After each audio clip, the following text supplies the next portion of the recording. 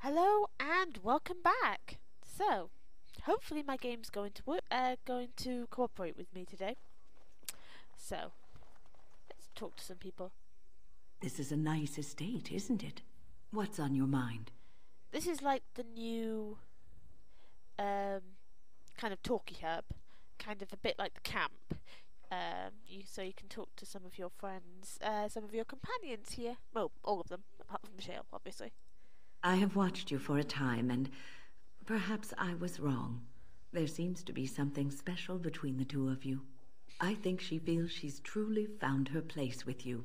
That after all her wanderings, she's finally home. I feel the same way. Sorry, I missed the first one. I basically asked her if she's changed her mind about me and Liliana. I think I was too harsh in my judgment before, and I am sorry. You wanted the best for both of us. What you have may not last forever.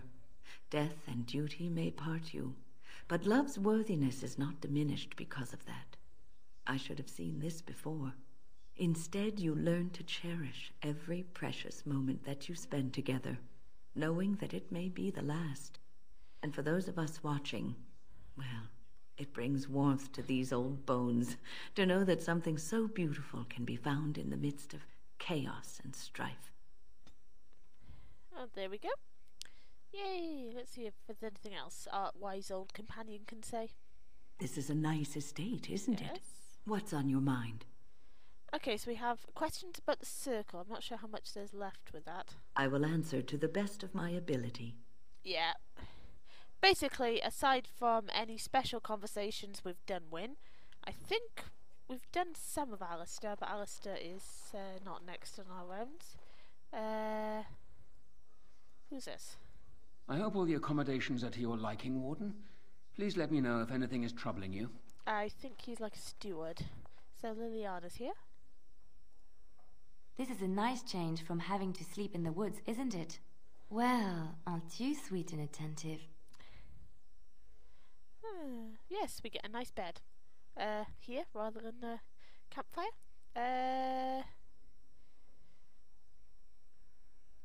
What do you know about this place? Denerim is Ferelden's most important city, yes? This is the seat of power, the jewel in the crown of the king. She is Ferelden's heart. Her walls are strong, but within them lies so much beauty, just like the country and the people. Let's talk about something else. Well, aren't you sweet and attentive? Okay, we need to talk. Of course. I've heard some rumours about Orlesian spies. There are many rumors about spies, Orlesian or otherwise. What are you referring to exactly? They say you will achieve will do almost anything to achieve your goals. I admit I have done many despicable things in my lifetime. I do what I have to do. So do you. So does everybody. Sometimes we must do terrible things to get what we want.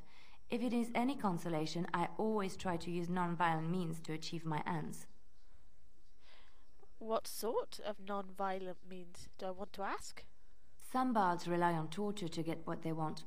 It works effectively, as many will bend under the threat of bodily harm. But there are better ways, more subtle and kind. You will be surprised how easily a person will open up to you, even if all you offer is a listening ear. People respond eagerly to others who they believe understand them. They seek approval, friendship, sometimes love. This can be exploited. Oh, great. Good to know. It is a game, one that can be won with little bloodshed if one plays well. You thought it was a game? Isn't it? Everyone can be seduced by the right woman. The trick is predicting who she is and becoming her. Master the game, and no one can resist you. Okay. And how does this help us kill the darkspawn again? Well, it doesn't really. I see your point. We will slay this darkspawn using conventional means, pointy sticks and all that. But come, it is getting late and there is much to be done. Okay. So, Zevron's here? You know, I could get to like this. The last time I came to Denerim, I stayed at an inn so filthy the bedbugs had fleas. What say you? Okay, to answer some questions? All right, but I get to stare at you luridly while you do so. Oh god. What does it take to become an assassin? Well, the Crows would have you believe that it is an involved process that takes years of training, the sort that tests both your resolve and your endurance. Survive that process and maybe, just maybe, you're good enough to start being considered one of them. But quite frankly, the truth is that all it requires is a desire to kill people for a living. It's surprising how well one can do in such a field. Ah, so you have to be a murderer. Now, it need not be thought of so crudely. We all do our share of murdering around here, don't we? An assassin simply specializes in striking from stealth, and in maximizing that first attack to be as lethal as possible. Debilitate your foe, either by poison or by crippling their limbs, makes any follow-up combat you need to engage in that much simpler. That sounds like it could be useful. See? Getting paid for the act is beside the point. An assassin is more a tactical choice than a lifestyle. Of course, the Crows like to pretend that their abilities are trade secrets, shrouded in shadows and wrapped in a blanket of mystery. So let's just keep this between you and me, shall we? Hmm? Oops. Great. You know, I could get to like this. Yeah. What say you? Okay, let's answer some questions. I suppose the Crows are already furious, yes? What harm is another tweak to their nose? If you wish to be trained in the basics of an assassin, I can certainly show you. Or anyone else who is also a rogue. It shall be fun. I will make it fun, I promise. Hey! Though I'm not actually training to be an assassin, but... You know, hey, I could get to like... Yeah. What say you? Any others care to answer some questions? All right, but I get to stare at God. you luridly while you do so. What's your opinion of the Dalish? I know little enough of the Dalish other than the fact that my mother was one, or so I was told. She had fallen in love with an elven woodcutter and accompanied him back to the city, leaving her clan behind for good. And there, of course, the woodcutter died of some filthy disease and my mother was forced into prostitution to pay off his debts. Oldest tale in the book. Was the woodcutter your father? How should I know? My mother was a whore, as you'll recall. None of the other elven boys in the whorehouse knew their fathers. I was not so unusual. I didn't know my mother either, of course. She died giving birth to me. My first victim, as it were. We were all raised communally by the whores. It was a happy enough existence, ignoring the occasional beating. Until eventually I was sold to the Crows. I brought a good price, so I hear. I'm so sorry for you, Zevran. Ah, compassion and beauty both in the same woman. It is a delight, truly, though what you say is unnecessary, even if it is appreciated. It could have been much worse. Shall I tell you about what happened to the other whorehouse boys who did not fetch a decent price with the Crows? Surely your life has not been so idyllic. People like you and I are not the product of happy lives of contentment, after all. You can say that again. My original point is that my mother's Dalish nature was always a point of fascination for me. Through all the years of my Crow training, the one thing of my mother's that I possessed was a pair of gloves. They were of Dalish make, I knew that much, and beautiful. I had to keep them hidden, of course, as we were not allowed such things. Eventually, they were discovered, and I never saw them again.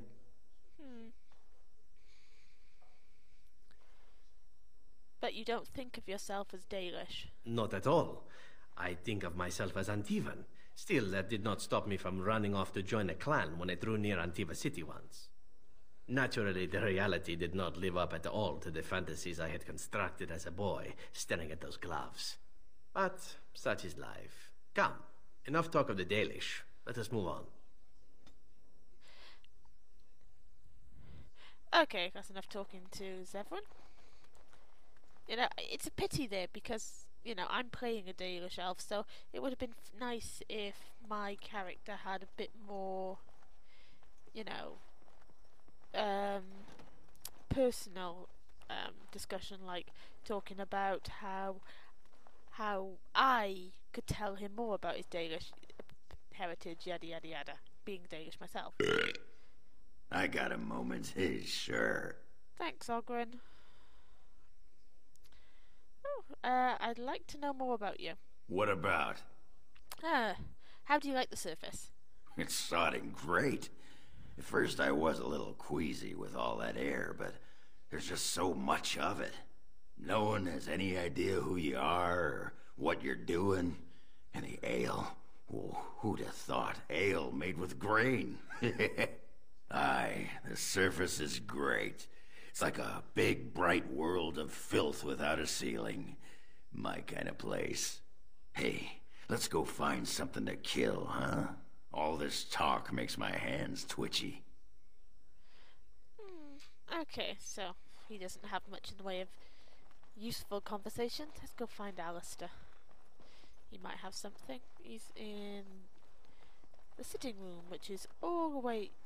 yeah, up here. Oh. Excuse me, I have to dust the Earl's sitting room. Are you from Denerim? No, I'm from Redcliffe. Lady Isolde brought me here to be her chambermaid last spring. I've family here, though. I beg your pardon, sir, but I really can't be seen standing about. The housekeeper will have my head. Good day. The FPS went, dropped a bit with her, but she wasn't out of sync. Who's in here? Here's Morrigan and Sten. Oh, and dog. Hello, dog. Hello, doggy doggy. Oh. I'd forgotten about him. This is not as defensible as I would like, but it will do. You Okay. called. I have a question.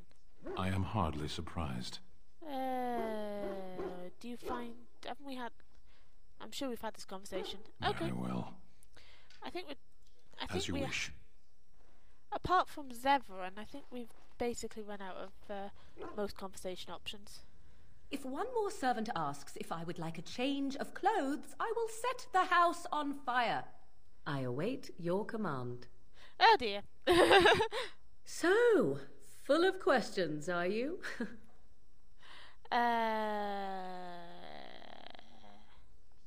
Have you ever been hunted by the Chantry? My mother has been hunted from time to time, yes, by Templar fools like Alistair, which should tell you how successful they generally were. Flemeth made a bit of a game of it, in fact. The Templars would come again, and she would look at me and smile and say that the fun was to begin once more. Oh, fun. You found it fun? I found the game fun. I was too young to understand the truth behind what was happening. Flemeth would warn them once. 'Twas a warning they inevitably failed to heed. And then the true game began. Often Flemeth would use me as bait, a little girl to scream and run and lure the Templars deeper into the wilds and to their doom. Flemeth used you as bait? 'Twas a game, and I a young girl. If I didn't get to play, I would have been very upset. Thankfully, the wilds is a vast place. Once they found us, Flemeth would simply move us elsewhere, and we would be lost within the forest once again. I did not understand the danger we faced until I was much older. I had never heard of apostates or maleficarum. Don't you regret hurting any of those men at all? Would they have regretted hurting me? I was a young child.